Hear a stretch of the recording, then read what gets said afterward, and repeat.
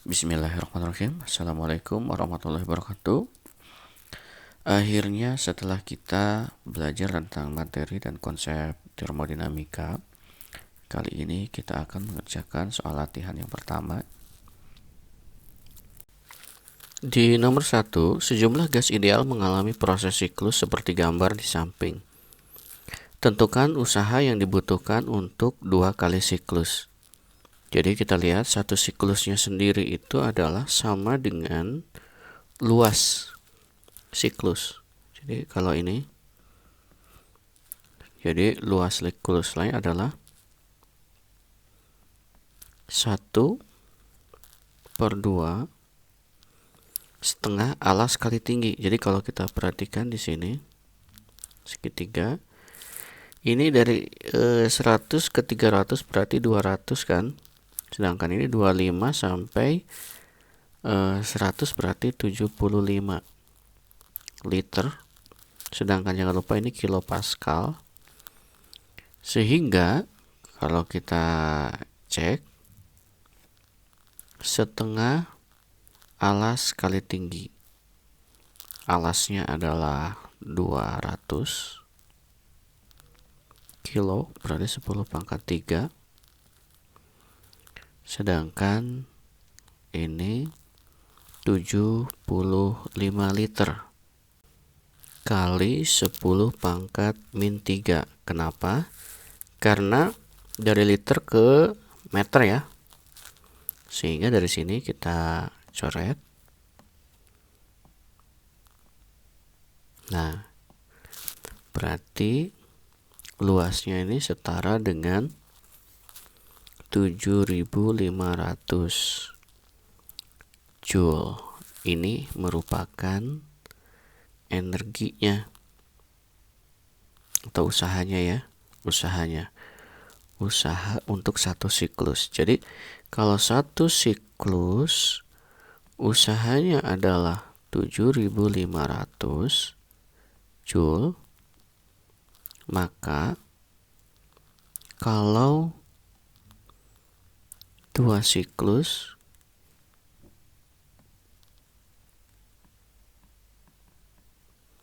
otomatis 2 kali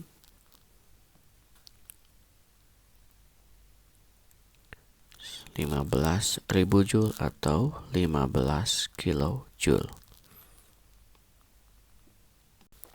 Di nomor 2, 2 mol gas monoatomik terdapat dalam sebuah tangki tertutup dengan suhu 20 derajat Celcius. Tentukan jumlah kalor yang diperlukan untuk menaikkan suhu gas menjadi 127 derajat Celcius dengan R 8,31 Joule per mol Kelvin. Diketahui tangkinya tertutup, berarti volume tetap. Kalau volume tetap, berarti perubahan volumenya 0. Ini menunjukkan usahanya juga 0. Kenapa? Karena usaha itu P kali perubahan volume. Karena perubahan volumenya 0, itu sebabnya usahanya juga atau kerjanya juga 0. Jadi, kalau demikian, kalor yang diperlukan akan sama dengan perubahan energi dalam. Kenapa? Karena Q itu kan sama dengan delta U ditambah usaha. Karena usahanya 0, maka Q-nya akan sama dengan delta U. Jadi, delta U. Untuk gas monoatomik, delta U-nya itu sebesar 3/2 nRT dikali dengan, ingat, T-nya di sini adalah perubahan suhu, jadi T2 dikurangi T1. Kita masukkan nilainya, berarti Q itu sama dengan 3/2, ada 2 mol, R-nya adalah 8,31, sedangkan suhunya berubah dari 27 derajat menjadi 127 derajat Celcius. Kalau suhu harus diubah menjadi Kelvin. Kalau perubahan suhu boleh dalam Celcius. Berarti ini nilainya 27 menjadi 127 adalah 100 selisihnya. Bisa saja kalau diubah menjadi Kelvin, jadi 400 dikurangi 300, sama saja selisihnya 100. Jadi Q-nya ini adalah 3/2 kali 2 kali 8,31 kali 100. Jadi sama saja dengan 3 kali 831, sehingga nilainya adalah 3 kali 831 itu 2493 Joule atau 2,493 kilojoule. Nah, ini nilai dari besar kalor atau jumlah kalor yang diperlukan. Di nomor 3 dikatakan berawal dari titik B, gas ideal ditekan menuju titik A. Seperti ditunjukkan pada gambar, jika suhu di titik B dan A sama, suhunya sama ya, tetapi volume dan tekanannya berbeda. Berapakah besar kalor yang dihasilkan gas pada proses tersebut? Kalau kita pahami yang dimaksud proses dari B ke A, berarti prosesnya adalah seperti ini. Saya gambarkan dari B ke N, N ke M, M ke A. Nah, berarti ada 3 proses, dan 3 proses ini kita telah usahanya bagaimana. Kalau kita sederhanakan, misalkan menggunakan konsep saja, misalnya usaha itu di titik B, N, berarti ada perubahan volume dari 8 ke 5, jadi mengecil ya, dengan tekanan yang tetap, yaitu 1 kali 10 pangkat 5. Sehingga kalau kita hitung, ini kan P kali delta V, sehingga kita dapatkan tekanannya adalah 10 pangkat 5 dikali dengan volume akhir dikurangi volume awal. Awalnya 8 menjadi 5, berarti 5 dikurangi 8. Sehingga dari sini kita dapatkan bahwa 5 dikurangi 8 itu kan minus 3. Jadi minus 3 dikali 10 pangkat 5 Joule. Kemudian kita lanjutkan ke usaha dari N ke M. Nah, kalau kita lihat, meskipun rumusnya sama, P kali delta V, tapi faktanya tidak ada perubahan volume. Kita lihat dari N, yaitu volumenya 5, ke M juga volumenya tetap 5. Berarti kalau volumenya tetap, itu disebut isohorik. Kalau volumenya tetap, dengan kata lain delta V-nya atau perubahan volumenya 0. Sehingga tekanan kali perubahan volumenya 0, yaitu 0. Kemudian kalau usaha dari M ke A, berarti P kali delta V akan sama dengan tekanannya adalah 4 kali 10 pangkat 5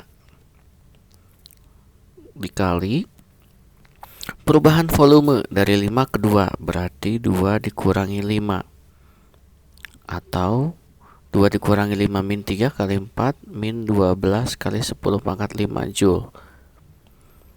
Berarti usaha totalnya adalah usaha dari B ke N ditambah usaha dari N ke M ditambah usaha dari M ke A. Kalau dijumlahkan, min 3 kali 10 pangkat 5 dikali ditambah min 12 kali 10 pangkat 5, berarti sama dengan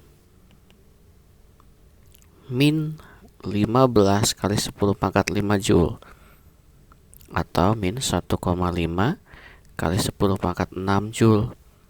Biasanya ini disingkat jadi megajoule. Selain cara yang seperti ini, bisa juga kita gunakan rumus luas. Jadi usaha itu sama dengan luas di bawah kurva. Berarti kalau kita lihat, ini bentuknya ada 2 persegi. Ini tadi cara 1 ya, saya tulis cara 1. Sekarang coba kita cara 2. Jadi usaha itu akan sama dengan luas kurva. Luas di bawah kurvanya ya. Jadi yang ada 2 persegi. Coba kita hitung. Sehingga persegi yang pertama berarti dari B ke N ya. Usahanya adalah, kita lihat panjang kali lebar, tapi karena berhubung negatif, ini panjang kali lebar. Panjangnya adalah 5 ke 8 yaitu 3 misalkan, atau alas kali tinggi ya. Jadi 3 ya. 3 tingginya 10 pangkat 5.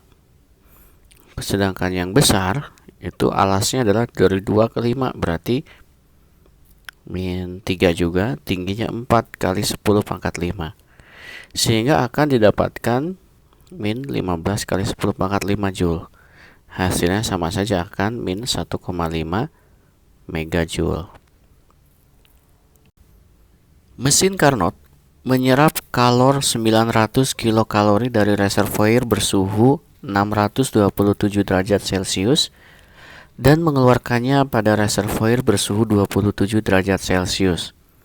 Kita diminta untuk menentukan efisiensi mesin, usaha yang dihasilkan, dan kalori yang terbuang. Untuk menentukan efisiensi mesin, kita cukup gunakan persamaannya, yaitu 1 dikurangi T2 per T1. Nanti kalau pakai persentase berarti tinggal dikali 100% ya. Coba kita lanjutkan dulu di sini. Berarti 1 dikurangi T2 itu suhu yang mana? Kalau kita lihat di sini ada 627 derajat Celcius dan 27 derajat Celcius. T2 adalah yang rendah suhunya. Sehingga ini T2 dan ini T1. Perhatikan di soal, di persamaan ya. T2-nya itu kan bukan perubahan suhu, tapi suhunya. Berarti kita harus menggunakan Kelvin. Jadi dari sini T1-nya adalah 627 ditambah 273, yaitu 900 Kelvin. Sedangkan T2-nya, yaitu suhu yang rendahnya, adalah 27 derajat Celcius ditambah 273. Sehingga menghasilkan 300 Kelvin. Atau kita masukkan di sini 300 per 900. Atau 1 dikurangi 1/3 atau 2/3 ya. 2/3. Nah, 2/3 ini agar hasilnya persentase berarti tinggal dikali 100% atau 67%. Berikutnya, untuk menentukan usaha yang dihasilkan, kita coba gunakan persamaan efisiensi, yaitu usaha per Q1. Kalau ingin menggunakan persentase, tinggal pakai persentase ya, dikalikan per 100%. Saya tidak akan menggunakan itu, jadi kita gunakan efisiensinya langsung 2/3. Usahanya ditanyakan. Kemudian Q1 adalah kalor yang diserap ya. Sehingga kalau kita lihat kalori yang diserap yaitu 900 kilokalori.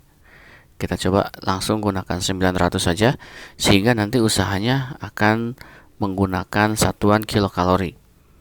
Berarti dari sini 3, ini juga 3, berarti usahanya adalah 600 kilokalori. Berikutnya kita diminta untuk menentukan kalori yang terbuang. Kita tahu Q1 adalah, nah ini 900 itu Q1 yaitu kalori yang diserap. Sehingga kalau kita tentukan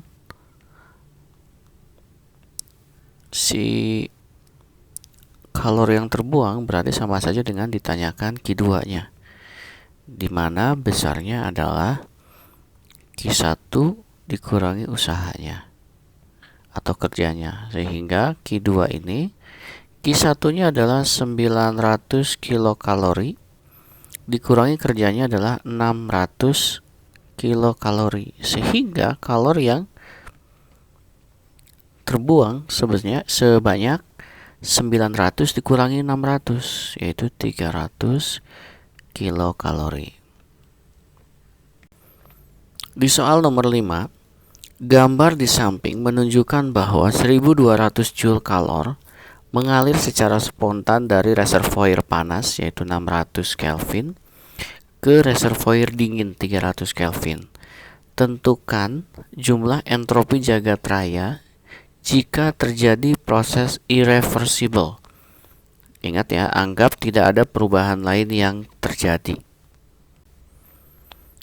Kalau lihat di soal, kita lihat ini 1000 katanya ada 1200 Joule kalor mengalir secara spontan dari reservoir panas. Nah, ini T-nya.